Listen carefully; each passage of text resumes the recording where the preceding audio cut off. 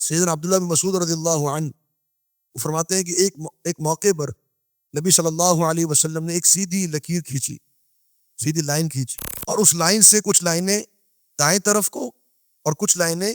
بائیں طرف کو کھینچی۔ پھر آپ صلی اللہ علیہ وسلم نے فرمایا کہ یہ جو لائن تم دیکھ رہے ہو، یہ لائن میرا راستہ ہے، یہ لکیر میرا راستہ، یہ سیدھا جنت میں لے کے جاتا، اس راستے پر چلتے رہو۔ اور یہ جو اوپر کے راستے ہیں اور یہ جو نیچے کے راستے ہیں، ان کے اوپر دعات کھڑے ہیں جو جہنم کے داعی ہیں، جو تمہیں جہنم کی طرف بلا رہے ہیں۔ جب ہلکا سا انسان کسی بھی معاملے میں ہلکا سا سائڈ پر ہوتا ہے نا، تو پھر وہ راستہ رکتا نہیں ہے، وہ چلتا چلا جاتا ہے۔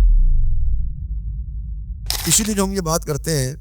کہ سنت نبی صلی اللہ علیہ وسلم کی اور عقیدہ توحید اللہ رب العالمین کے بارے میں، اس میں جب بھی انسان معمولی سا کمپرومائز کر جائے، جب وہ اس راستے پر اپنی گاڑی لے گیا، ہلکا سا اس راستے پہ وہ ٹرن ہو گیا،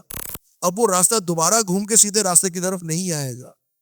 وہ راستہ سیدھا چلتا چلا جائے گا، سیدھا چلتا چلا جائے گا۔ اور جتنا زیادہ انسان اس راستے پر چلتا رہے گا، وہ صراط مستقیم سے دور ہوتا رہے گا۔